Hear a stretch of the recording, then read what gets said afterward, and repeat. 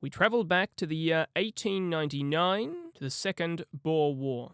The Second Boer War was a conflict fought between the British Empire and the two Boer republics, the Transvaal Republic and the Orange Free State, starting in 1899 and ending 1902.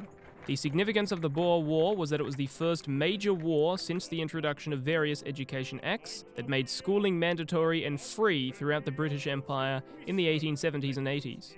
This rise in literacy meant that there was now a large readership base that was eager to find out all the juicy details of the war, especially since this war was the biggest war fought by the Empire since the Crimean War 40 years prior, with over 400,000 troops sent, including soldiers from the Australian colonies. So there was lots of interest from the public. The media played an important role in shaping the public's opinion of the Boer War. For instance, during the start of the war, the media did a lot of work boosting the public's patriotic support for the war.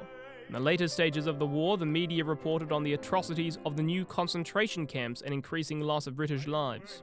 This started to sour the public on the conflict, putting pressure on the government to end the war sooner rather than later.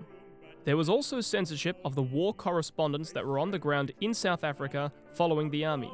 For instance, every message or telegram a journalist wanted to send back had to be checked by the War Office censors and the general that the correspondent was following.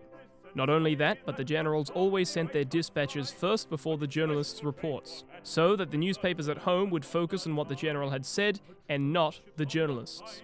Since the War Office and the generals essentially had to approve any journalist that would be in South Africa, this had the effect of quite favourable media coverage, even when things weren't going so well in the war. The generals all had differing attitudes towards the journalists.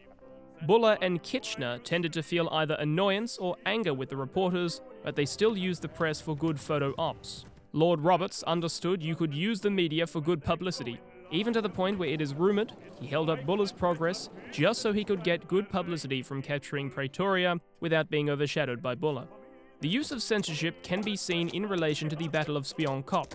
On the 24th January 1900, British troops took the hill of Spion Kop while on their way to the under-siege town of Ladysmith. However, the Boers were awaiting them and rained down heavy fire from artillery. It was Britain's largest defeat in the war, with 364 men killed, over 1,000 injured and 300 captured. The Boers, on the other hand, only had around 50 men killed and just over 100 injured. In the days after the battle, the focus of the reporting in the newspapers was of the British troops' courage and splendour, and less on the actual disaster of a battle. When it came to reporting on the number of dead, the focus was more on how many the Boers had lost. One report from a young journalist by the name of Winston Churchill said that 200 Boers had been killed, which is blatantly false. It wasn't just the reporters making stuff up, but it was also the War Office, which stated that despite the reports of heavy Boer fire, only 24 British soldiers had died during the shelling, far below the actual number.